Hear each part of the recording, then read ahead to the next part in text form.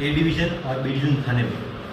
फरियाद दर्ज हुई है। फरियाद की हकीकत को देखा जाए तो ऐसा है कि दाहोद टाउन में आई हुई SBI की 2 ब्रांच, जिस ब्रांच में उस टाइम के मैनेजर जिसका नाम है मनीष गवले और गुरमीत सिंह बेदी, उन्हों के टेन्योर में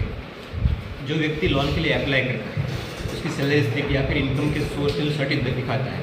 वो सर्टी ओरिजिनल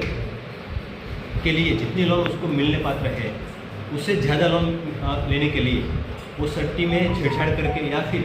जहाँ पे नौकरी ना करता हो ऐसी जगह का सर्टी बनवा के उसके बेसिस पे एजेंट के साथ मिल के अपने आर्थिक गेन के लिए या फिर अपने फ़ायदे के लिए बोगस डॉक्यूमेंट खड़ा करना और उसकी बेसिस पे जो पात्रता नहीं धारक है उसको भी लोन देना और उसी लोन में फिर NPA होना या फिर आगे की प्रोसेस में गड़बड़ी होना। इस मामले में फरियाद दर्ज हुई है जिसमें दोनों बैंक के मैनेजर को अरेस्ट किया गया है। उसके अलावा राजेश मछार, भरत पारगे और सुभाष ताविया जिसने ऐसे डॉक्यूमेंट बना कर लोन ली थी उसको भी अरेस्ट किया गया है। और इस प्रोसेस में जो मिडिलमैन की भूमिका या फिर एजेंट की भूमिका में रहते हुए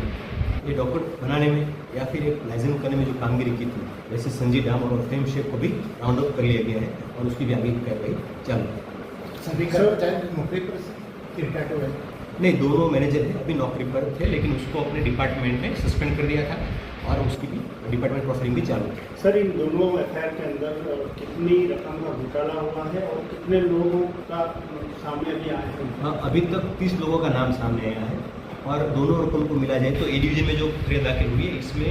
4 करोड़ 77 लाख के अराउंड और B डिवीज़न में 82 लाख के अराउंड की अमाउंट की लोन सैंक्शन की गई थी। उसमें से कुछ पोर्शन